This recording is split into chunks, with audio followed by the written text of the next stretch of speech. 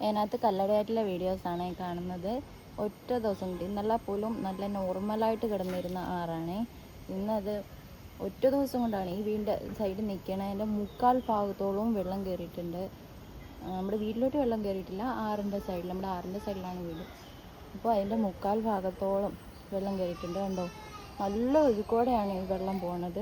രാവിലത്തെക്കാട്ടിലും നല്ല രീതിയിൽ വെള്ളം കൂടിയിട്ടുണ്ട്. ഇപ്പം കണ്ടാരായിരിക്കും, ഒരുപാട് വേസ്റ്റാണ്, ശരിക്കും വേസ്റ്റ് പോകുന്നുണ്ട് ഈ കൂട്ടത്തിൽ.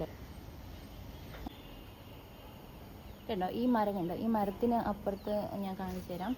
അവിടെ ഫുള്ള് ഈ പോച്ച നിറഞ്ഞിട്ടുള്ള ആറ് അങ്ങായിരുന്നേ, അങ്ങേ സൈഡിലാണ് ആറ്. ഇവിടെ മൊത്തം പോച്ചയായിരുന്നു. നമ്മൾ ഈ പശുവിനെയൊക്കെ കെട്ടാൻ പറ്റിയ രീതിയിൽ ഉള്ള പോച്ചപ്പുറമായിരുന്നേ.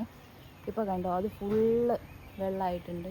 സാധാരണ ഈ പോച്ച ഈ ഇത്രയും ഭാഗം വെള്ളം കയറണമെന്നുണ്ടെങ്കിൽ അതുപോലെ 3-4 ദിവസം അടുപ്പിച്ച് നല്ലവണ്ണമൊക്കെ മഴ പെയ്യണം, എന്നാൽ മാത്രമേ അങ്ങനെ വെള്ളം കയറത്തുള്ളായിരുന്നു. ഇത് ആദ്യമായിട്ടാണ് ഒറ്റ ദിവസം കൊണ്ട് ഇത്രയും വെള്ളം കയറുന്നത് കേട്ടോ.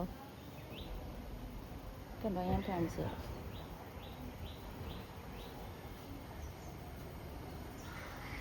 അത് നമ്മുടെ ഇതിനകത്ത് കല്ലടയാറ്റിൻ്റെ മുകളിലൂടെ പോണ പാലാണ്. ഇതിനകത്ത് പാലം, അതിൻ്റെ അങ്ങേപ്പുറത്തെ സൈഡ് പാലത്തിന് മുകളിൽ ഒരു റോഡുണ്ട്. ആ ഭാഗത്തൊക്കെ നല്ല രീതിയിൽ വെള്ളം കയറിയിട്ടുണ്ട്.